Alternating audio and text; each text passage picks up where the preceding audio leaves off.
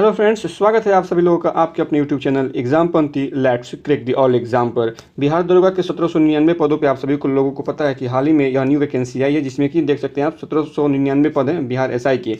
और इसके पीटी परीक्षा के लिए रुक्मणी पब्लिकेशन के द्वारा 30 प्रैक्टिस सेटों का जो पहला वॉल्यूम है इसे जारी किया गया है। और आज के इस सेशन में हम 17वें प्रैक्टिस सेट को सॉल्व करने वाले हैं। तो यह सेशन जो है बहुत ही महत्वपूर्ण होने वाला है। यह सिर्फ बिहार एसआई के लिए नहीं बल्कि बिहार में आगामी प्रतियोगी परीक्षाएं जो भी आयोजित होने वाली हैं, जैसे बीएसएससी इंटर लेवल का जो एग्ज़ाम है या बीपीएससी एईडीओ का एग्ज़ाम है, तो अब सीजीएल 4 का भी एग्ज़ाम आने वाला है। तो इन तमाम प्रतियोगी परीक्षाओं के लिए यह सेशन बहुत ही महत्वपूर्ण होने वाला है। तो वीडियो के अंत तक बने रहिएगा और अगर वीडियो पसंद आए तो प्लीज़ वीडियो को लाइक कीजिएगा, चैनल को सब्सक्राइब तथा वीडियो को ज़्यादा से ज़्यादा अपने फ्रेंड सर्कल में शेयर करना ना भूलिएगा। तो चलिए शुरू करते हैं। आज के इस सेशन का पहला प्रश्न देखते हैं। प्रभावती गुप्त गुप्त साम्राज्य के निम्नलिखित में से किस शासक की बेटी थी? तो यह चंद्रगुप्त द्वितीय की बेटी थी। विकल्प सी इस प्रश्न का सही आंसर हो जाएगा। चलिए अगला प्रश्न देख लेते हैं। ऐसी अर्थव्यवस्था जिसमें निजी क्षेत्र और सरकार दोनों का सह अस्तित्व निम्नलिखित में से क्या कहलाती है? तो यह निम्नलिखित में से मिश्रित अर्थव्यवस्था कहलाती है। विकल्प डी इस प्रश्न का सही आंसर हो जाएगा। मिश्रित अर्थव्यवस्था में सरकार अथवा सार्वजनिक क्षेत्र तथा निजी क्षेत्र दोनों परस्पर सहयोगी के रूप में कार्य करते हैं और भारतीय जो अर्थव्यवस्था है यह मिश्रित अर्थव्यवस्था का सबसे अच्छा उदाहरण है। तो विकल्प डी इस प्रश्न का सही आंसर हो जाएगा। अगला प्रश्न है, भारतीय राष्ट्रीय आंदोलन की निम्नलिखित में से किस घटना के बाद रविंद्रनाथ टैगोर ने अपना दर्द और गुस्सा व्यक्त किया था और अपनी नाइटहुड का त्याग कर दिया था? तो कौन सी घटना के बाद इन्होंने नाइटहुड की जो इनकी उपाधि थी वह त्याग करी थी? इन्होंने जालियांवाला बाग नरसंहार के बाद। विकल्प ए जो इस प्रश्न का सही आंसर हो जाएगा। जालियांवाला बाग नरसंहार कब हुआ था? तो यह घटना 13 अप्रैल 1919 में यह घटना घटित हुई थी। कहाँ पे हुई थी? तो यह अमृतसर में यह घटना घटित हुई थी। 13 अप्रैल 1919 के वैसाखी के दिन अमृतसर के जालियांवाला बाग में पंजाब के दो लोकप्रिय नेता डॉक्टर सत्यपाल और डॉक्टर सैफुद्दीन किचलू की गिरफ्तारी के विरोध में विशाल जनसभा का आयोजन किया गया था, जिस पर जनरल डायर ने गोली चलाने का आदेश दिया था। इस हत्याकांड के विरोध में शंकर नायर ने वायसराय की कार्यकारिणी के सदस्य पद से भी त्याग दे दिया था। तो एक तरफ रविंद्रनाथ टैगोर जी ने नाइटहुड की उपाधि लौटा दी थी और दूसरी तरफ शंकर नायर जी ने वायसराय की कार्यकारिणी के सदस्य पद से त्याग दे दिया था। तो विकल्प ये जो है इस प्रश्न का सही आंसर हो जाएगा। चलिए अगला प्रश्न देख लेते हैं। नीली क्रांति निम्नलिखित में से किसी से संबंधित है? तो नीली क्रांति आप देखेंगे मत्स्य पालन से संबंधित है, मत्स्य पालन उत्पादन से। विकल्प सी इस प्रश्न का सही आंसर हो जाएगा। भारत में हीरालाल चौधरी को नील क्रांति का जनक माना जाता है। भारत में हीरालाल चौधरी को नील क्रांति का जनक माना जाता है। इसके अलावा श्वेत क्रांति डेयरी अर्थात दुग्ध उत्पादन से संबंधित है। रजत क्रांति कपास उत्पादन से संबंधित है। स्वर्ण रेशा क्रांति, देखिए रजत क्रांति कहने का मतलब है यहाँ पे रजत रेशा क्रांति कहना था हमको। रजत रेशा क्रांति कपास उत्पादन से संबंधित है। स्वर्ण रेशा क्रांति जूट पटसन उत्पादन से संबंधित है। लाल क्रांति मांस एवं टमाटर उत्पादन से। गुलाबी क्रांति प्याज झींगा मछली उत्पादन औषधियों एवं फार्मास्यूटिकल से संबंधित है। इसके अलावा अगर कुछ अन्य तथ्यों को देखें तो वैश्विक संदर्भ में हरित क्रांति का श्रेय अमेरिकी वैज्ञानिक नॉर्मन अर्नेस्ट बोरलॉग को जाता है, जबकि भारत के संदर्भ में देखिएगा तो हरित क्रांति का जनक डॉक्टर एम.एस. स्वामीनाथन को माना जाता है। Doctor MS. स्वामीनाथन को वर्ष 2024 में मरणोपरांत इन्हें भारत रत्न से सम्मानित किया गया है। तो विकल्प सी इस प्रश्न का सही आंसर हो जाएगा। नीली क्रांति मत्स्य पालन उत्पादन से संबंधित है। चलिए अगला प्रश्न देख लेते हैं। निम्नलिखित में से किस बैंक ने रुपे नेटवर्क पर भारत का पहला कारपोरेट क्रेडिट कार्ड लॉन्च किया है? तो इस बैंक का नाम बताना है। इस बैंक का नाम है इंड बैंक। विकल्प डी इस प्रश्न का सही आंसर हो जाएगा। और इस जो यह रुपे कार्ड जो जारी किया गया है इसका नाम क्या है? तो इसका नाम ई स्वर्ण दिया गया है। इसका नाम क्या है? ई स्वर्ण नाम इसको दिया गया है। तो विकल्प डी इस प्रश्न का सही आंसर हो जाएगा। चलिए अगला प्रश्न देख लेते हैं। निम्नलिखित में से कौन टाटा स्टील लिमिटेड के संस्थापक थे? तो sir Jamsetji Nusserwanji Tata steel limited के संस्थापक थे। विकल्प बी इस प्रश्न का सही आंसर हो जाएगा। इसकी स्थापना देखिएगा तो 26 अगस्त 1907 में टाटा स्टील लिमिटेड की स्थापना हुई थी। यह एक भारतीय बहुराष्ट्रीय स्टील बनाने वाली कंपनी है जो जमशेदपुर झारखंड में स्थित है। इसका मुख्यालय देखिएगा तो मुंबई महाराष्ट्र में इसका मुख्यालय स्थित है। और वर्तमान में टाटा स्टील के अध्यक्ष कौन है? तो नटराजन चंद्रशेखरन वर्तमान में टाटा स्टील लिमिटेड के अध्यक्ष हैं। चलिए अगला प्रश्न देख लेते हैं। दक्षिणी भारत की सबसे ऊंची चोटी अनाईमुड़ी है जो निम्नलिखित में से किस पर्वत श्रृंखला में स्थित है? तो यह नीलगिरी पर्वत श्रृंखला में स्थित है। विकल्प सी इस प्रश्न का सही आंसर हो जाएगा। चलिए अगला प्रश्न देख लेते हैं। हिंदी भाषा किस भाषा से उत्पन्न हुई है? दिए गए विकल्पों में जो सटीक इसका आंसर हो जाएगा वो विकल्प डी हो जाएगा। हिंदी भाषा अपभ्रंश भाषा से उत्पन्न हुई है, विकल्प डी इस प्रश्न का सही आंसर हो जाएगा। सटीक उत्तर हमने कहा, क्यों कहा? क्योंकि जो हिंदी भाषा देखिएगा तो मुख्य रूप से संस्कृत से उत्पन्न हुई है। संस्कृत से यह पाली बनी, पाली से प्राकृत भाषा, प्राकृत से अपभ्रंश, अपभ्रंश से अवहट और अवहट से प्रारंभिक हिंदी तथा बाद में जाके ये हिंदी बनी है। तो यहाँ पे दिए गए विकल्पों में अपभ्रंश जो है यह ज़्यादा सटीक है। इससे बेहतर सटीक क्या हो सकता था? अवहट हो सकता था, लेकिन दिए गए विकल्पों में डी अपभ्रंश है, तो यह इस प्रश्न का सही आंसर हो जाएगा। चलिए अगला प्रश्न देख लेते हैं। एक पुलिस अधिकारी के रूप में आप वरिष्ठ अधिकारियों के खिलाफ महिला कांस्टेबलों की ओर से कार्यस्थल पर यौन उत्पीड़न की शिकायत देखते हैं, आपको क्या करना चाहिए? आपको कार्रवाई का वादा करते हुए आंतरिक शिकायत समिति का गठन करना चाहिए, विकल्प ए इस प्रश्न का सही आंसर है। इसके अलावा अगर चाहें तो ऐसे मुद्दों के समाधान के लिए समर्पित एक आंतरिक शिकायत समिति की स्थापना कर पीड़ित को आगे आने के लिए एक सुरक्षित और गोपनीय वातावरण बनाना चाहिए, या इसके अलावा कार्यस्थल पर यौन उत्पीड़न का एक गंभीर विषय है जिसका जांच कर उचित कार्रवाई करनी चाहिए, या इसके अलावा महिलाओं को कार्यस्थल पर निर्भीक होकर अपने कार्यों का निष्पादन करें यह सुनिश्चित करना चाहिए। तो विकल्प ए इस प्रश्न का सही आंसर है। अगला प्रश्न देख लेते हैं। भारतीय संविधान के अनुसार अनुच्छेद 14 से 18 निम्नलिखित में से किस अधिकार से संबंधित है? तो यह समता के अधिकार से संबंधित है, विकल्प बी इस प्रश्न का सही आंसर हो जाएगा। समता के अधिकार में देखिएगा तो आर्टिकल 14 के तहत राज्य भारत के राज्य क्षेत्र में किसी भी व्यक्ति को विधि के समक्ष समता से या विधियों के समान संरक्षण से वंचित नहीं करेगा। इसके अलावा आर्टिकल 15 धर्म, मूलवंश, जाति, लिंग या जन्म स्थान के आधार पर विभेद का प्रतिषेध करता है। आर्टिकल 16 लोक नियोजन के विषय में अवसर की समानता का उल्लेख करता है। आर्टिकल 17 अस्पृश्यता अर्थात अनटचेबिलिटी यानी छुआछूत को समाप्त करने की व्यवस्था और किसी भी रूप में इसका आचरण निषिद्ध करता है। इसके अलावा आर्टिकल 18 वंशानुगत उपाधियों का अंत करता है, तो विकल्प बी इस प्रश्न का सही आंसर हो जाएगा। अगला प्रश्न देखते हैं कि राज्य की विधानसभा में सत्रावसान के आदेश किसके द्वारा दिए जाते हैं? तो यह राज्यपाल के द्वारा दिए जाते हैं, विकल्प ए इस प्रश्न का सही आंसर हो जाएगा।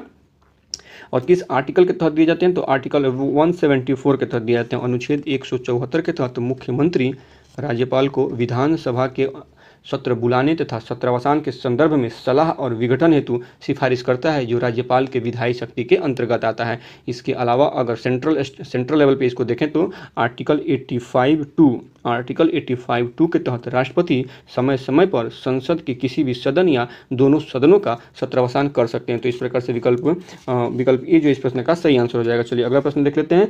संविधान की अनुसूची 6 में इनमें से किस राज्य में लागू नहीं होती है? तो यह मणिपुर राज्य पर लागू नहीं होता है, विकल्प डी इस प्रश्न का सही आंसर हो जाएगा।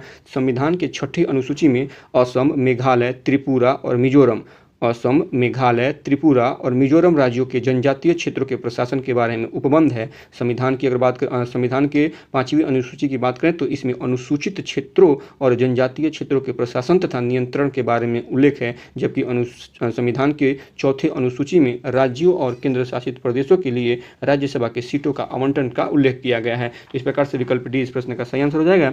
अगला प्रश्न है कि कंप्यूटर की भाषा में 1 मेगाबाइट कितने बाइट के बराबर होता है? तो ये 10,24,000 सैकड़ा, हजार, 10,000, लाख, 10,00,000 10,24,000 बाइट के बराबर होता है। कैसे? तो आप देखेंगे कि 1 MB अर्थात 1 मेगाबाइट बराबर 1024 KB होता है, ठीक है। और 1 KB बराबर 1024 क्या होता है? 1024 बाइट होता है। तो इसीलिए जब आपको 1 MB को बाइट में निकालना पड़ेगा तो 1024 को मल्टीप्लाई कर दीजिए 1024 से, तो आपका 1 MB बराबर कितना बाइट होगा? 10,24,000 बाइट आपका आ जाएगा। तो विकल्प सी जो है इस प्रश्न का सही आंसर हो जाएगा।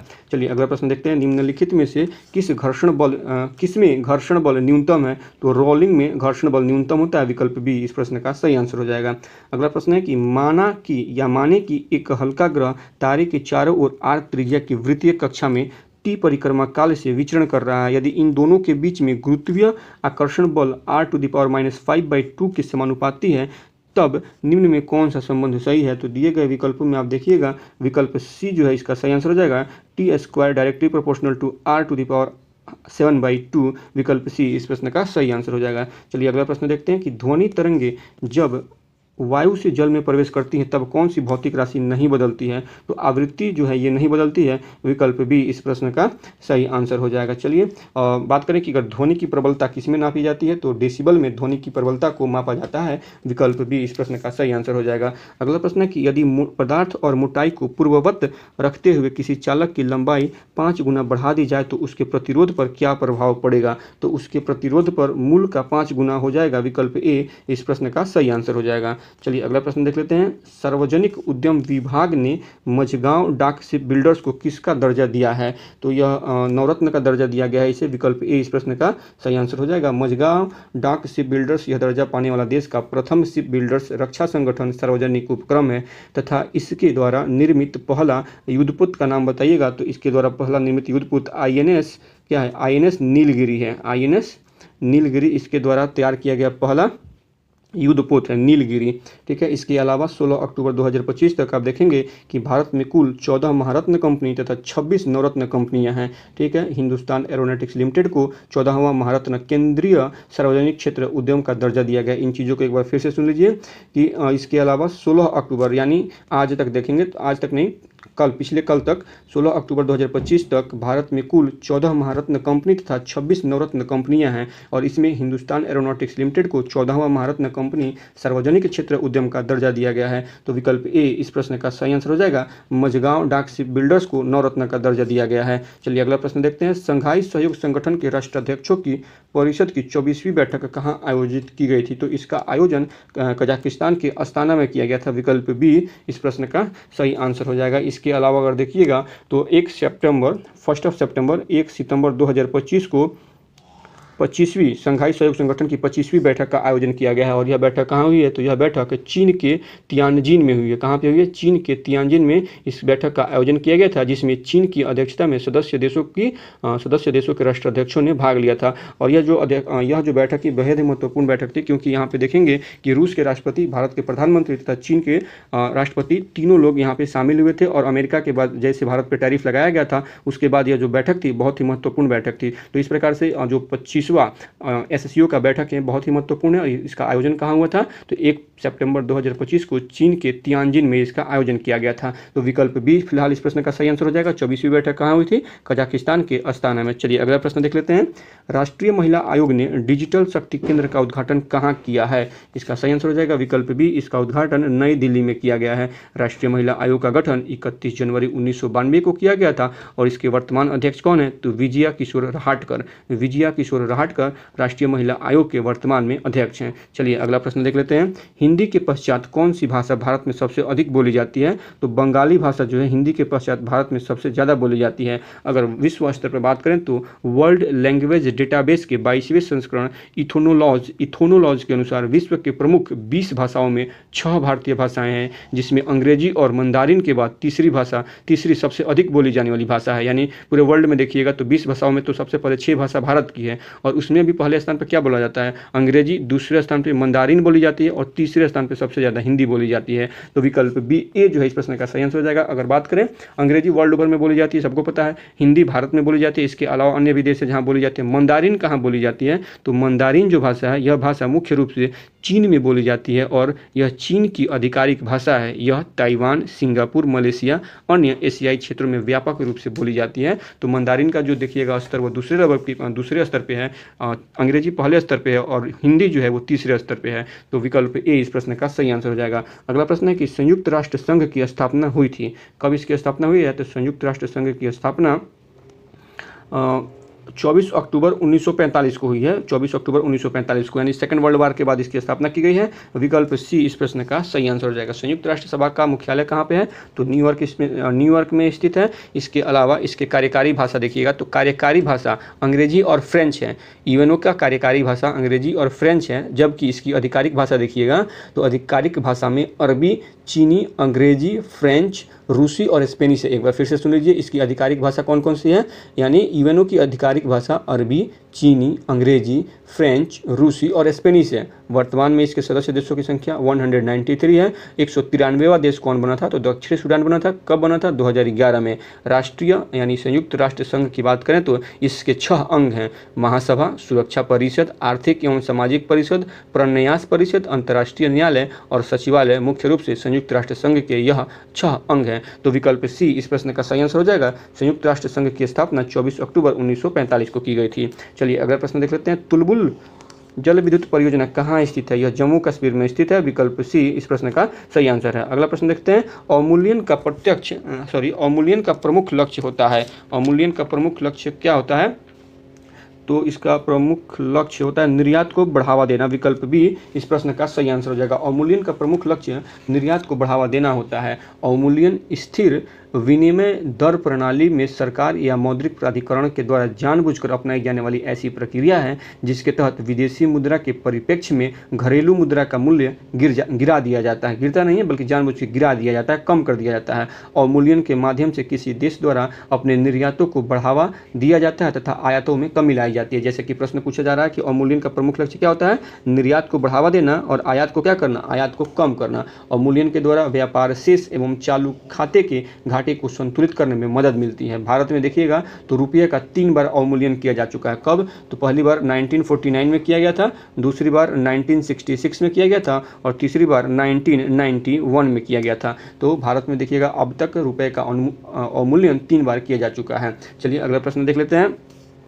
मैं समाजवादी हूँ पुस्तक के लेखक कौन है? तो इस पुस्तक के लेखक स्वामी विवेकानंद जी हैं। विकल्प ए इस प्रश्न का सही आंसर हो जाएगा। इसके अलावा स्वामी विवेकानंद जी की कुछ और पुस्तकें हैं जैसे कर्मयोग, राजयोग, भक्ति योग, ज्ञान योग। तो विकल्प ए इस प्रश्न का सही आंसर हो जाएगा। अगला प्रश्न देख लेते हैं। अशोक का धम्म किस पर जोर देता है? तो अशोक का धम्म शांति व जन कल्याण पर जोर देता है। विकल्प डी इस प्रश्न का सही आंसर हो जाएगा। अगला प्रश्न देख लेते हैं। संयुक्त बैठक में विधेयक को किस प्रकार पारित किया जाता है? संयुक्त बैठक में विधेयक को किस प्रकार पारित किया जाता है? तो इसमें दोनों सदनों के उपस्थित और मतदान करने वाले सभी सदस्यों के बहुमत से विधेयक को पारित किया जाता है। विकल्प बी इस प्रश्न का सही आंसर हो जाएगा। अनुच्छेद 108 के तहत दोनों सदनों के बीच गतिरोध होने की स्थिति में राष्ट्रपति संसद के दोनों सदनों की संयुक्त बैठक बुला सकता है। संयुक्त बैठक की अध्यक्षता लोकसभा अध्यक्ष करता है। और इसके अलावा देखेंगे तो संयुक्त बैठक धन विधेयक और संविधान संशोधन विधेयक के संदर्भ में नहीं बुलाई जा सकती है। संयुक्त बैठक जो होती है धन विधेयक और संविधान संशोधन विधेयक के संदर्भ में नहीं बुलाई जा सकती है। यह केवल साधारण विधेयक और वित्तीय विधेयकों के मामले में ही बुलाई जाती है। तो विकल्प बी इस प्रश्न का सही आंसर हो जाएगा। अगला प्रश्न है कि क्वार्टजाइट कायांतरित होता है किसका? क्वार्टजाइट चूना पत्थर का कायांतरित होता है। विकल्प ए इस प्रश्न का विकल्प ए नहीं, क्वार्ट जाइंट जो होता है यह कायांतरित होता है बलुआ पत्थर का कायांतरित होता है। विकल्प बी इस प्रश्न का सही आंसर हो जाएगा। चलिए अगला प्रश्न देख लेते हैं। अंतर्राष्ट्रीय मानक संस्थान ISO का मुख्यालय कहाँ है? तो ISO का मुख्यालय जेनेवा में स्थित है। विकल्प बी इस प्रश्न का सही आंसर हो जाएगा। इसकी स्थापना कब हुई थी? यानी ISO की स्थापना 23 फरवरी 1947 को इसकी स्थापना हुई थी। यह पूरे विश्व में तकनीकी, औद्योगिक और वाणिज्यिक मानकों को विकसित और प्रकाशित करता है। तो विकल्प बी जो इस प्रश्न का सही आंसर हो जाएगा। चलिए अगला प्रश्न देखते हैं। हड़प्पा संस्कृति निम्न में से किस काल से संबंधित मानी जाती है? तो हड़प्पा संस्कृति निम्न में से कांस्ययुगीन सभ्यता मानी जाती है। विकल्प सी इस प्रश्न का सही आंसर हो जाएगा। हड़प्पा सभ्यता का जो प्रथम स्थल की खोज की गई है वो 1920 के दशक के प्रारंभिक समय में भारतीय पुरातत्व विभाग के DG जॉन मार्शल के देखरेख में राय बहादुर दयाराम साहनी के द्वारा इसकी खोजबीन की गई थी। तो विकल्प सी इस प्रश्न का सही आंसर हो जाएगा। अगला प्रश्न है कि भारत का तूतीय हिंद किसे कहा जाता है? तो अमीर खुसरो को भारत का तूतीय हिंद कहा जाता है। विकल्प सी इस प्रश्न का सही आंसर हो जाएगा। अमीर खुसरो जो कि अलाउद्दीन के दरबारी कवि थे, इन्हें सितार एवं तबला के आविष्कार का श्रेय भी दिया जाता है। अमीर खुसरो को सूफी संत निजामुद्दीन औलिया का शिष्य माना जाता है, या अमीर खुसरो जो थे वो सूफी संत निजामुद्दीन औलिया के शिष्य थे। तो विकल्प सी इस प्रश्न का सही आंसर है। चलिए अगला प्रश्न देख लेते हैं। कांग्रेस के किस अधिवेशन में हिंदी को सर्वप्रथम राष्ट्रभाषा के रूप में प्रयुक्त किया गया था? तो कांग्रेस के किस अधिवेशन में पूछा गया है? तो कांग्रेस के बेलगांव अधिवेशन 1924 विकल्प बी इस प्रश्न का सही आंसर हो जाएगा। बेलगांव अधिवेशन 1924 में हिंदी को सर्वप्रथम राष्ट्रभाषा के रूप में प्रयुक्त किया गया। कांग्रेस के बेलगांव अधिवेशन की अध्यक्षता किसने की? अगर पूछा जाए तो महात्मा गांधी जी ने कांग्रेस के बेलगांव अधिवेशन की अध्यक्षता की थी। महात्मा गांधी ने कहा था कि राष्ट्रभाषा के बिना राष्ट्र गूंगा होता है। 14 सितंबर 1949 को संविधान सभा ने हिंदी को राष्ट्रभाषा घोषित किया। 14 सितंबर 1949 को संविधान सभा ने हिंदी को राष्ट्रभाषा घोषित किया। गोपाल स्वामी अयंगर ने संविधान सभा में हिंदी को राजभाषा बनाने के लिए प्रस्ताव रखा था। इसके अलावा भारतीय संविधान के भाग 17 की बात करें तो इसके अनुच्छेद 343 से 351 तक भारतीय भाषा से संबंधित हैं। आर्टिकल 343 में हिंदी को राजभाषा और 351 में हिंदी भाषा का विकास का प्रावधान किया गया है। तो विकल्प बी इस प्रश्न का सही आंसर हो जाएगा। कांग्रेस के बेलगांव अधिवेशन 2024 की जो अध्यक्षता है गांधी जी ने की थी और इसी अधिवेशन में सर्वप्रथम राष्ट्रभाषा हिंदी को सर्वप्रथम राष्ट्रभाषा के रूप में प्रयुक्त किया गया था। चलिए अगला प्रश्न देख लेते हैं। निम्नलिखित में से किस पर्वतमाला को सह्याद्री के नाम से भी जाना जाता है? तो पश्चिमी घाट को सह्याद्री के नाम से भी जाना जाता है। विकल्प बी इस प्रश्न का सही आंसर हो जाएगा। अगला प्रश्न देख लेते हैं। एक पुलिस की गाड़ी सायरन बजाती हुई किसी प्रेक्षक से दूर जा रही है तो प्रेक्षक द्वारा सुनी गई सायरन ध्वनि का तरत्व सायरन ध्वनि से किस प्रकार प्रभावित होगा? किस प्रकार प्रभावित होगा? तो यह कम होगा। विकल्प ए जो है इस प्रश्न का सही आंसर हो जाएगा। चलिए अगला प्रश्न देखते हैं। दो पतले लेंस जिसकी फोकस दूरी क्रमशः f1 और f2 है, इसका समतुल्य फोकस क्या होगा? समतुल्य फोकस दूरी पूछा जा रहा है। फोकस दूरी इसकी क्या होगी? f into f1 into f2 by f1 plus f2 हो जाएगा। विकल्प सी इस प्रश्न का सही आंसर हो जाएगा। यह मान लीजिए अगर यह दो पतले लेंस है, एक ये और एक ये पतले दो लेंस हो गए और इसको f1 मान लीजिए और इसको f2 मान लीजिए, ठीक है, f1 f2। तो समतुल्य फोकस दूरी क्या होता है? 1/f होता है, कैपिटल F इक्वल टू क्या हो जाएगा? 1/f1 plus 1/f2। और यहाँ से जब इसको सॉल्व करेंगे तो f2 प्लस f1 बाई क्या हो जाएगा? f1 यहाँ पे हो जाएगा f1 और f2 हो जाएगा, f1 इंटू f2 हो जाएगा। तो फिर जब आप यहाँ से f का वैल्यू निकालेंगे तो क्या हो जाएगा? f1 f2 by f1 plus f2 हो जाएगा, f1 प्लस f2। तो इस प्रकार से विकल्प सी इस प्रश्न का सही आंसर हो जाएगा। चलिए अगला प्रश्न देखते हैं। सीने बार निम्न में से किसका अयस्क है? तो सीने बार मरकरी का अयस्क है। विकल्प बी इस प्रश्न का सही आंसर है। अगला प्रश्न देख लेते हैं। निम्नलिखित में से कौन सी विधि रासायनिक समीकरण को संतुलित करने के लिए प्रयोग नहीं की जाती है? विकल्प प्रयोग नहीं की जाती है तो विकल्प सी जो इस प्रश्न का सही आंसर हो जाएगा। युगपत समीकरण विधि का इस्तेमाल रासायनिक समीकरण को संतुलित करने के लिए नहीं किया जाता है। विकल्प सी इस प्रश्न का सही आंसर हो जाएगा। रासायनिक समीकरण को संतुलित करने के लिए मुख्य रूप से दो विधियों का इस्तेमाल किया जाता है, ऐच्छिक नियम तथा मूल विधि द्वारा। एकीक नियम द्वारा और मूल विधि के द्वारा क्या किया जाता है? रासायनिक समीकरण का संतुलन किया जाता है। लेकिन इसके अलावा आयनिक समीकरण विधि के द्वारा भी आयनिक रासायनिक समीकरण को संतुलित करते हैं और आंशिक समीकरण विधि के द्वारा भी रासायनिक समीकरण को संतुलित किया जाता है। तो विकल्प सी इस प्रश्न का सही आंसर हो जाएगा। अगला प्रश्न है कि वैश्विक लैंगिक अंतराल रिपोर्ट 2024 में भारत का स्थान रहा है। क्या स्थान रहा है? तो इसमें भारत का स्थान 129वां रहा है। विकल्प सी इस प्रश्न का सही आंसर हो जाएगा।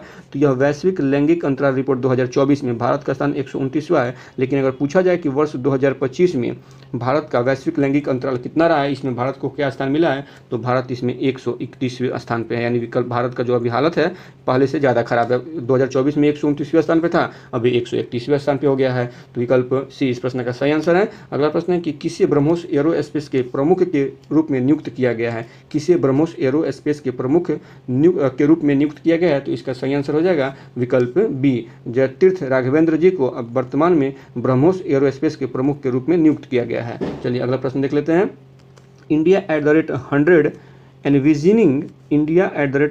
Envisioning tomorrow's economics power house नामक पुस्तक किसने लिखा है? तो यह पुस्तक प्रोफेसर के वी सुब्रमण्यम जी के द्वारा लिखा गया है। विकल्प ए इस प्रश्न का सही आंसर हो जाएगा। चलिए अगला प्रश्न देख लेते हैं। सूर्योच्च के समय पृथ्वी से सूर्य की दूरी कितनी होती है? तो सूर्य की जो दूरी होती है सबसे अधिक होती है 15.2 किलोमीटर, 15.2 करोड़ किलोमीटर होती है। विकल्प बी इस प्रश्न का सही आंसर हो जाएगा। यह स्थिति कब आती है? तो 4 जुलाई को यह स्थिति आती है जब सूर्य पृथ्वी से सबसे ज़्यादा दूर स्थित होता है। यह स्थिति 4 जुलाई को होती है और 3 जनवरी को पृथ्वी जो होती है वह सूर्य से निकटतम होती है। कितने? 14.7 करोड़ किलोमीटर दूर पर स्थित होती है। तो यह सबसे नज़दीकी समय होता है 3 जनवरी, जबकि पृथ्वी क्या होती है? सूर्य के सबसे नज़दीक होती है। फिर भी कितनी दूरी होती है? होती है बीच में इनके, तो 14.7 करोड़ किलोमीटर इनके बीच की दूरी होती है। और जब सबसे ज़्यादा दूर होते हैं तब कितने इनके बीच की दूरी क्या होती है? 15.2 किलोमीटर, जिसे क्या कहते हैं? सर्वोच्च कहते हैं। तो विकल्प बी इस प्रश्न का सही आंसर हो जाएगा। चलिए अगला प्रश्न देखते हैं। निम्नलिखित कथनों पर विचार कीजिए और दिए गए कथनों में क्या करना है? सत्य कथन का चयन करना है। तो कह रहा है भारत की सबसे लंबी समुद्री सीमा गुजरात राज्य बनाती है, जिसकी कुल लंबाई 1312 किलोमीटर है। तो यह गलत है, ठीक है, यह गलत है, गलत है, ठीक, हाँ गलत है, यह कथन गलत है। दूसरा कथन है कि भारत का सबसे छोटा समुद्री सीमा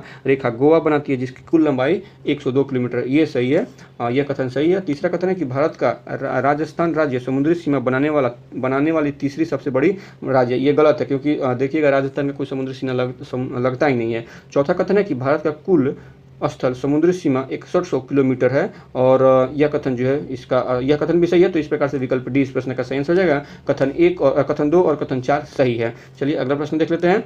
निम्न में से कौन सी जलधारा यूरोप का गर्म कंबल की उपनाम से जानी जाती है? तो गल्फ स्ट्रीम को यूरोप का गर्म कंबल कहा जाता है। विकल्प डी इस प्रश्न का सही आंसर हो जाएगा। इसके अलावा यह कहाँ पे प्रवाहित होती है या बहती है? तो यह मेक्सिको की खाड़ी से न्यू फाउलैंड की ओर बहती है, यह पश्चिमी यूरोप तक पहुँच जाती है। मोजाम्बिक की बात कर लें तो मोजाम्बिक और अगुल्हास जलधारा यह हिंद महासागर की गर्म जलधारा है। मोजाम्बिक और अगुल्हास जलधारा हिंद महासागर की गर्म जलधारा है। तो विकल्प डी इस प्रश्न का सही आंसर हो जाएगा। अगला प्रश्न है कि किस दिन से संबंधित सभा का अंतरिम संसद के रूप में आविर्भाव हुआ था? किस दिन से हुआ था?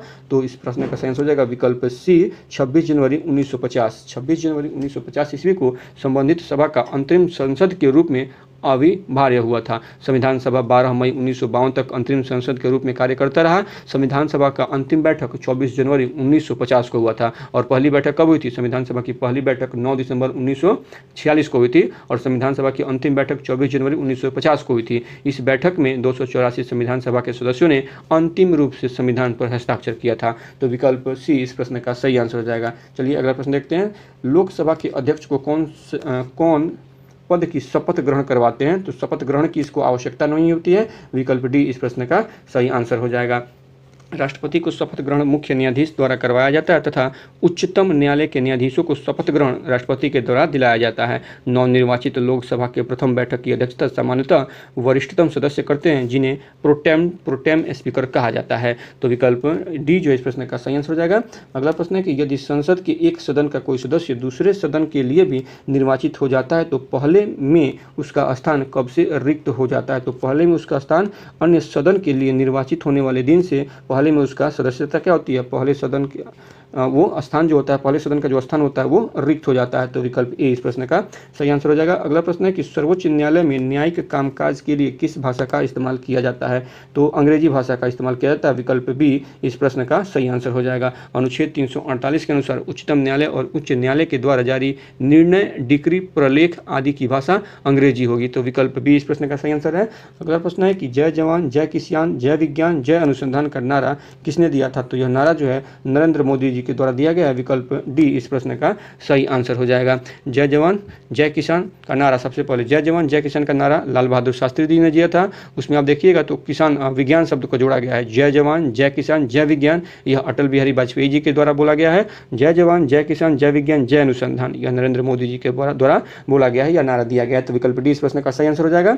अगला प्रश्न है कि अंतर्राष्ट्रीय न्यायालय में कितने न्यायाधीश होते हैं? अंतर्राष्ट्रीय न्यायालय में 15 न्यायाधीश होते हैं। विकल्प सी इस प्रश्न का सही आंसर हो जाएगा। प्रत्येक 3 वर्ष इनकी नियुक्ति कितने समय के लिए होती है? तो इनकी नियुक्ति 9 वर्षों के लिए होती है तथा प्रत्येक 3 वर्ष बाद 5 न्यायाधीश अवकाश ग्रहण करते हैं। अंतर्राष्ट्रीय न्यायालय की स्थापना 26 जून 1945 में अंतर्राष्ट्रीय न्यायालय की स्थापना की गई थी। चलिए अगला प्रश्न देख लेते हैं।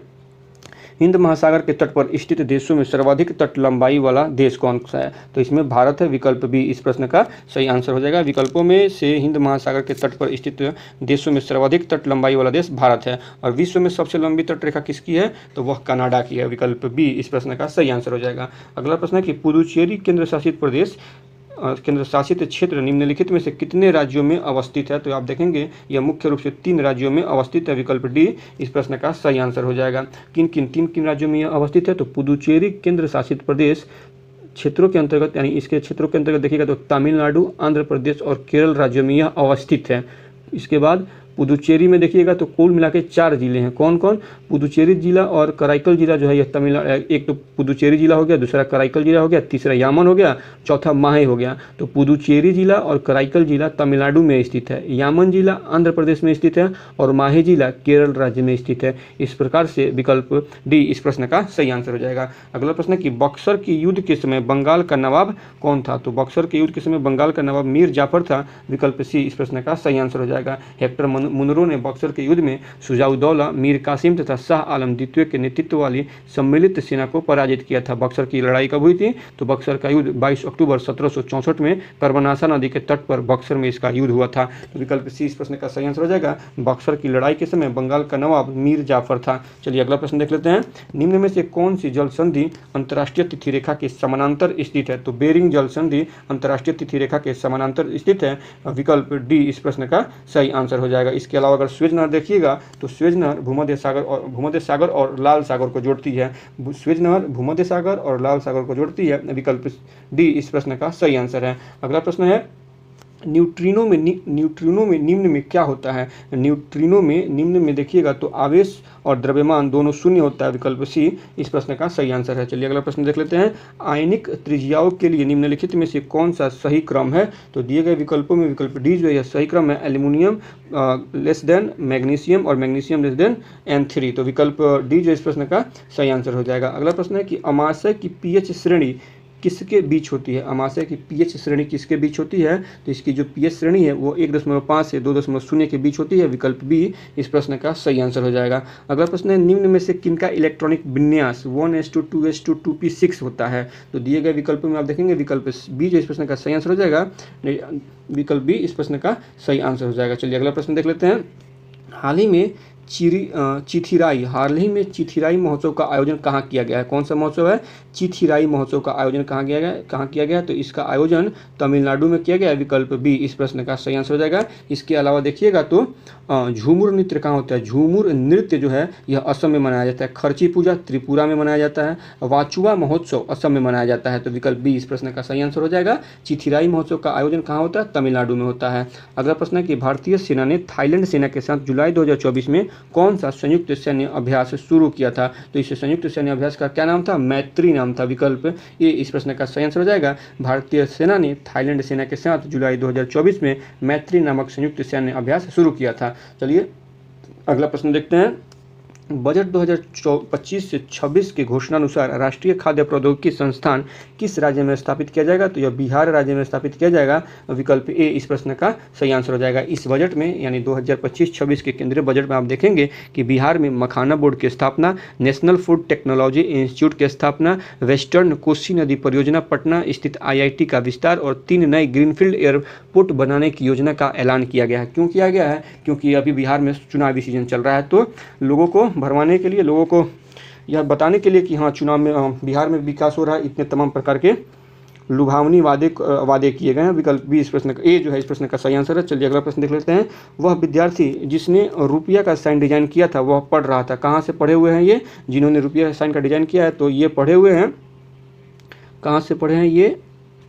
IIT बॉम्बे से पढ़े हैं। विकल्प बी जो इस प्रश्न का सही आंसर हो जाएगा।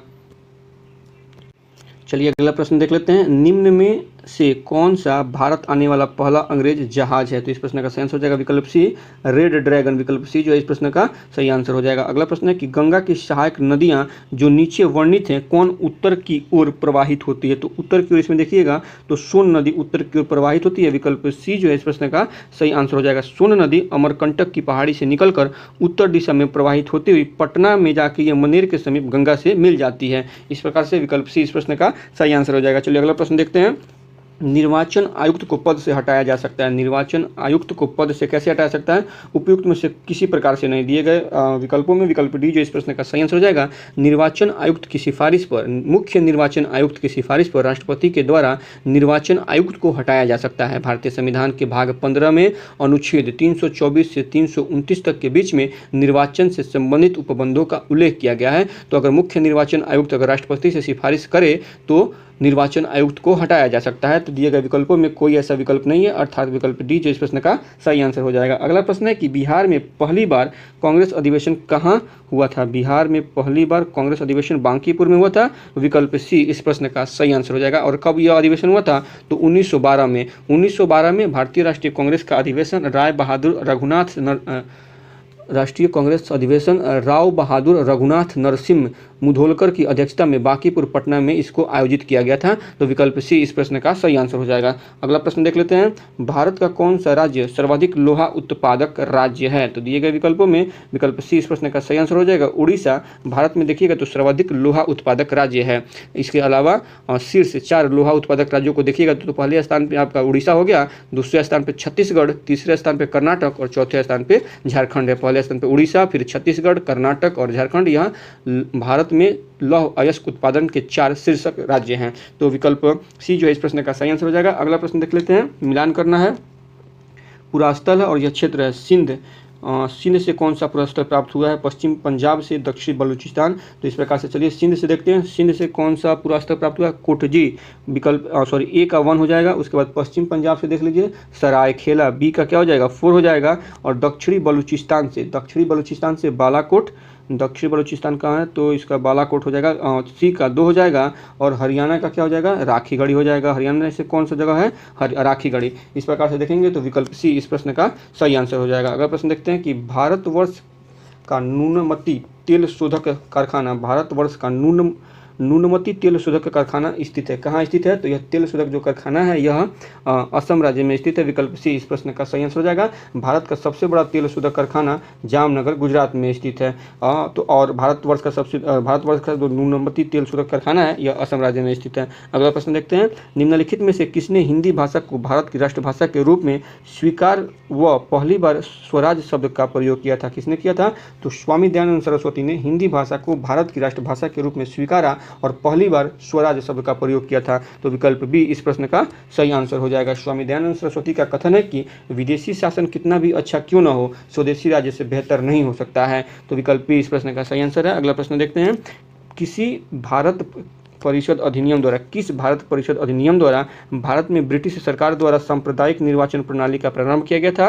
तो किस भारत परिषद अधिनियम द्वारा? तो 1919 के भारत परिषद अधिनियम के द्वारा ब्रिटिश सरकार के द्वारा सांप्रदायिक निर्वाचन प्रणाली को प्रारंभ किया गया था। विकल्प डी इस प्रश्न का सही आंसर हो जाएगा। यह परिषद अधिनियम जो आया था 1919 का जो परिषद आया था, इसे मार्ले मिंटो सुधार के नाम से भी जाना जाता है। किस नाम से? मार्ले मिंटो सुधार के नाम से भी जाना जाता है। तो विकल्प डी इस प्रश्न का सही आंसर हो जाएगा। अगला प्रश्न है कि कौन से मूल अधिकार केवल भारतीय नागरिकों के लिए उपबंध हैं या उपलब्ध है? तो 14, 19, 29 नहीं, 15, 16, 19 और 29। विकल्प ए इस प्रश्न का सही आंसर हो जाएगा। अनुच्छेद 15, 16, 19 और 29 केवल भारतीय नागरिकों के लिए उपबंध है दिए गए विकल्पों में। लेकिन आर्टिकल आप 30 भी देखिएगा तो यह भी सिर्फ भारत के नागरिकों के लिए ही उपलब्ध है, ठीक है। और बाकी इसको छोड़ के यानी 15, 16, 19, 29 और 30 को छोड़कर शेष सभी मौलिक अधिकार भारतीय एवं विदेशी दोनों को प्राप्त हैं। तो विकल्प ए इस प्रश्न का सही आंसर हो जाएगा। अगला प्रश्न देखते हैं, वित्त आयोग के संदर्भ में गलत कथन का चयन करना। वित्त आयोग के संदर्भ में वित्त आयोग द्वारा दी गई सिफारिश राष्ट्रपति पर बाध्यकारी होती है। गलत कथन, यही गलत कथन है। विकल्प ए इस प्रश्न का सही आंसर हो जाएगा। बाध्यकारी नहीं होती है। आयोग अपनी रिपोर्ट जो होता है वो राष्ट्रपति को सौंपते हैं, जिसे राष्ट्रपति संसद के दोनों सदनों के समक्ष रखवाते हैं। वित्त आयोग द्वारा दी गई सिफारिशें सरकार के लिए सलाहकारी प्रवृत्ति की होती हैं। इस सिफारिश को मानना या न मानना सरकार की इच्छा शक्ति पर निर्भर करता है। 15वीं वित्त आयोग का कार्यकाल 2021 से 2026 तक है और 16वें वित्त आयोग का भी गठन किया जा चुका है, जिसके अध्यक्ष कौन है? तो अरविंद पनगड़िया इसके अध्यक्ष हैं। तो विकल्प ए इस प्रश्न का सही आंसर हो जाएगा।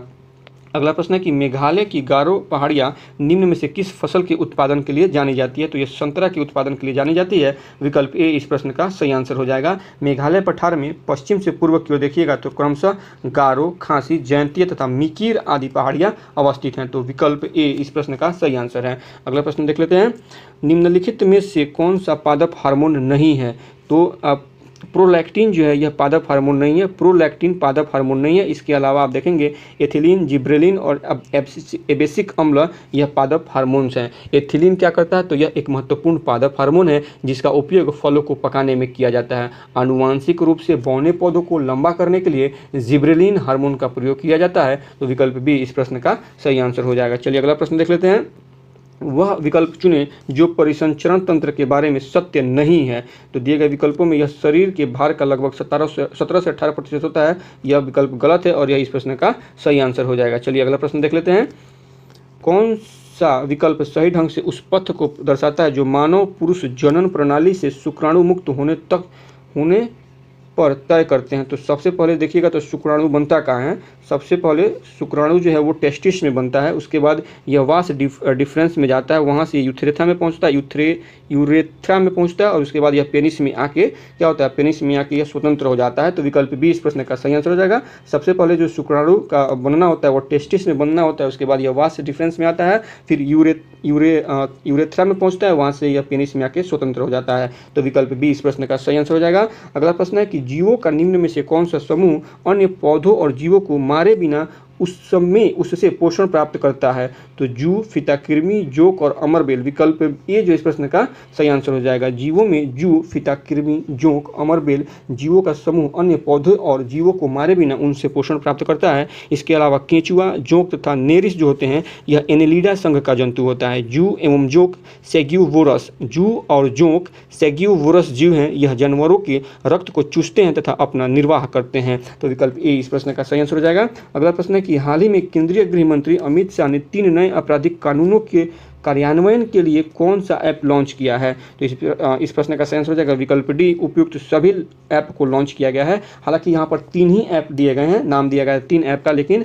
अमित शाह जी के द्वारा 4 ऐप को लॉन्च किया गया है। कौन कौन से इन 4? तो 3 तो यहाँ पे है, जैसे न्याय सेतु, न्याय श्रुति, ई साक्ष्य और चौथा है ई समन। यह 4 ऐप लॉन्च किए गए हैं। तो विकल्प डी इस प्रश्न का सही आंसर हो जाएगा। अगला प्रश्न है कि अंतर्राष्ट्रीय फिल्म महोत्सव 2025 में पद्म पाणि लाइफ टाइम अचीवमेंट पुरस्कार से किसे सम्मानित किया गया है। तो इनका नाम है साई परांजपे। विकल्प ए जो इस प्रश्न का सही आंसर हो जाएगा। चलिए अगला प्रश्न देख लेते हैं। मेजर ध्यानचंद्र खेल रत्न पुरस्कार 2024 के लिए सम्मानित डी गुकेश किस खेल से संबंधित है। तो यह शतरंज से संबंधित है। विकल्प डी इस प्रश्न का सही आंसर हो जाएगा। अगला प्रश्न है पशुओं की रेड सिंधी नस्ल निम्न में से किस घरेलू पशु किससे संबंधित है। कौन सा नस्ल है?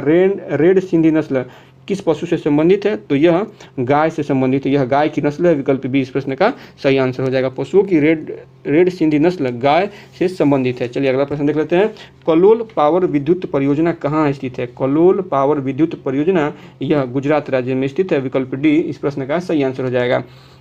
अगला प्रश्न है कि भारत की पहली महिला मुख्यमंत्री थी, कौन थी। सुचिता कृपलानी। विकल्प बी इस प्रश्न का सही आंसर हो जाएगा। और यह किस राज्य की पहली महिला मुख्यमंत्री बनी थी। तो उत्तर प्रदेश राज्य की यह पहली महिला मुख्यमंत्री बनी थी। तो विकल्प बी इस प्रश्न का सही आंसर है। इसके बाद यहाँ से देखेंगे तो कुछ मैथ्स के प्रश्न है, तो चलिए हम आपको इनका उत्तर बताते चलते हैं। 84 का सही आंसर हो जाएगा विकल्प बी। 85 का सही आंसर हो जाएगा विकल्प सी। 86 का सही आंसर हो जाएगा, 86 का सही आंसर हो जाएगा विकल्प सी। 87 देख लेते हैं, इसका जो सही आंसर है 87 का सही आंसर है विकल्प सी। तथा 88 ठीक है, 88 का सही आंसर क्या हो जाएगा। इसका सही आंसर हो जाएगा विकल्प बी।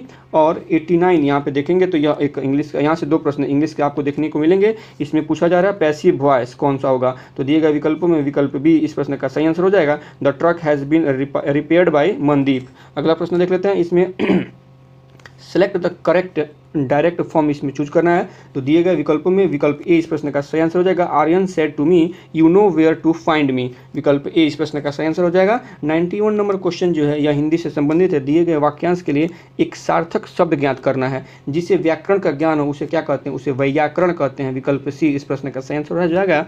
इसके अलावा जो अन्य ऑप्शन दिए गए इसमें देखिएगा तो सूत्र ग्रंथों की विस्तृत व्याख्या करने वाले को क्या कहते हैं, भाष्य कहते हैं। सूत्र ग्रंथों की विस्तृत व्याख्या करने वाले को भाष्य कहते हैं। लेखन कार्य करने वाले को लेखक कहते हैं और पढ़ाने वाले को अध्यापक कहते हैं। और जिसे व्याकरण का ज्ञान हो उसे वैयाकरण कहते हैं। विकल्प सी इस प्रश्न का सही आंसर हो जाएगा। अगला प्रश्न है कि मनुष्यों में अनैच्छिक क्रियाएं जैसे कि रक्तदाब, लार और उल्टी को किसके द्वारा नियंत्रित किया जाता है। तो यह मेडुला के द्वारा नियंत्रित किया जाता है। विकल्प ए इस प्रश्न का सही आंसर हो जाएगा। अगला प्रश्न देख लेते हैं। पौधों में द्रुत जल अवशोषण किस प्रक्रिया द्वारा होता है। तो यह निष्क्रिय अवशोषण के द्वारा होता है। विकल्प ए इस प्रश्न का सही आंसर हो जाएगा। इसके अलावा कुछ अन्य तथ्यों को देखिएगा तो इस विधि में इस विधि में पौधों में 98% जल का अवशोषण होता है। जाइलम एक परिसंचरण होता है पौधों में, जाइलम, जो कि क्या करता है, यह जल का अवशोषण करता है, तथा फाइलम जो होता है, फाइलम ये क्या करता है, तो यह खाद्य पदार्थों का परिवहन पूरे पौधों में करता है। जाइलम जल का अवशोषण करता है और फाइलम द्वारा खाद्य पदार्थ की परिवहन पूरे पौधे में की जाती है। तो विकल्प ए जो है इस प्रश्न का सही आंसर हो जाएगा। चलिए अगला प्रश्न देख लेते हैं। मर्मिकोलॉजी किसका अध्ययन है? मर्मिकोलॉजी, यह चींटियों के अध्ययन को मर्मिकोलॉजी कहते हैं। विकल्प बी इस प्रश्न का सही आंसर हो जाएगा। कवक के अध्ययन को माइकोलॉजी कहते हैं। शैवाल के अध्ययन को फाइकोलॉजी कहते हैं। कीटों के अध्ययन को एंटोमोलॉजी कहते हैं। मछली के अध्ययन को इक्थियोलॉजी कहते हैं तथा फल के अध्ययन को पोमोलॉजी कहते हैं। तो विकल्प बी इस प्रश्न का सही आंसर हो जाएगा। चिट्टियों के अध्ययन को मर्मेकोलॉजी कहते हैं। अगला प्रश्न है कि गर्भ निरोध का इनमें से कौन सा तरीका यौन संक्रमण रोगों के प्रसार को कुछ हद तक रोकने में सहायक हो सकता है? कौन सा तरीका सहायक हो सकता है? तो विकल्प बी इस प्रश्न का सही आंसर हो जाएगा। कंडोम जो है ये यौन संक्रामक रोगों के प्रसार को कुछ हद तक रोकने में सहायक हो जाता है। तो विकल्प बी इस प्रश्न का सही आंसर है। अगला प्रश्न देखते हैं। कोशिका के केंद्र के अतिरिक्त निम्न में से किन दो कोशिकांगों के अपने डीएनए और राइबोसोम होते हैं? तो आप देखेंगे लवक और माइटोकॉन्ड्रिया। लवक और माइटोकॉन्ड्रिया में देखेंगे तो इनके कोशिकांगों के अपने डीएनए और राइबोसोम होते हैं। विकल्प ए इस प्रश्न का सही आंसर हो जाएगा। अगला प्रश्न देख लेते हैं। निम्नलिखित में से कौन सा रोग मच्छरों के द्वारा फैलाया जाता है? दिए गए विकल्पों में विकल्प ए इस प्रश्न का सही आंसर हो जाएगा। फाइलेरिया मच्छरों के द्वारा फैलाया जाता है। फाइलेरिया रोग को हाथी पाँव रोग भी कहते हैं। और फाइलेरिया परजीवी क्यूलेक्स, कौन सी परजीवी है? क्यूलेक्स परजीवी फैटिगस मादा मच्छर के काटने से यह रोग होता है। ठीक है, तो विकल्प ए इस प्रश्न का सही आंसर हो जाएगा। इसके अलावा मलेरिया जो है यह मलेरिया मादा एनीफिलीज मच्छर के काटने से होता है। घेंघा रोग आयोडीन की कमी से होने वाला रोग है। डेंगू बुखार डेंगू वायरस संक्रमित एडिज मच्छर के काटने से मनुष्य में संचारित होता है। तो विकल्प ए इस प्रश्न का सही आंसर हो जाएगा। अगला प्रश्न है कि हाल ही में किस पौधे को IUCN रेड सूची में शामिल किया गया है? तो इस पौधे का नाम है नीलकुरुंजी। विकल्प सी इस प्रश्न का सही आंसर हो जाएगा। नीलकुरुंजी यह एक झाड़ी है जो केरल और तमिलनाडु में पश्चिमी घाट के जंगलों में पाई जाती है। नीलकुरुंजी के फूल 12 वर्ष में एक बार ही खिलते हैं, इसलिए इसे IUCN की रेड सूची में शामिल किया गया है। तो विकल्प सी इस प्रश्न का सही आंसर हो जाएगा। अगला प्रश्न है कि जनवरी 2025 में डोनाल्ड ट्रंप अमेरिका के डैश वे राष्ट्रपति बन चुके हैं। कौन से राष्ट्रपति बन चुके हैं? तो ये 47वें क्रमांक के राष्ट्रपति बन चुके हैं। विकल्प बी इस प्रश्न का सही आंसर हो जाएगा। अमेरिका में राष्ट्रपति का समय कितना होता है? कार्यकाल 4 वर्ष का होता है। और वर्तमान में अमेरिकी संविधान के अनुसार एक व्यक्ति अधिकतम 2 बार राष्ट्रपति चुना जा सकता है, यानी वह अधिकतम 8 साल तक राष्ट्रपति पद पर रह सकता है। फ्रैंकलिन डी रूजवेल्ट जो 1932 से 1945 तक 4 बार राष्ट्रपति रह चुके हैं, अमेरिका के इतिहास में एकमात्र ऐसे राष्ट्रपति हैं जिन्होंने 2 से अधिक कार्यकाल संभाला था। क्या नाम है इनका? Franklin D Roosevelt. तो विकल्प बी जो इस प्रश्न का सही आंसर हो जाएगा। 2025 में डोनाल्ड ट्रंप अमेरिका के 47वें क्रम के राष्ट्रपति बने हैं। अगला प्रश्न देख लेते हैं। चांद पर स्पेस क्राफ्ट की सफल सॉफ्ट लैंडिंग करने वाला विश्व का 5वां देश कौन बना है? तो यह जापान बना है। विकल्प बी इस प्रश्न का सही आंसर हो जाएगा। 5वां देश जापान बना है। इससे पहले रूस, चीन, अमेरिका, भारत चांद पर सफल लैंडिंग कर चुके हैं। तो विकल्प बी इस प्रश्न का सही आंसर हो जाएगा। और इस प्रकार से यहाँ पे देखेंगे 17वां प्रैक्टिस सेट यहाँ पे समाप्त होता है। आशा करते हैं कि सेशन आप लोगों को अच्छा लगा होगा। अगर सेशन अच्छा लगा हो तो प्लीज़ वीडियो को लाइक करें, चैनल को सब्सक्राइब करें तथा वीडियो को ज़्यादा से ज़्यादा अपने फ्रेंड सर्कल में शेयर करें। तो चलिए आज के इस सेशन को यहीं पर समाप्त करते हैं। कल फिर मिलते हैं 18वें प्रैक्टिस सेट में। तब तक के लिए धन्यवाद।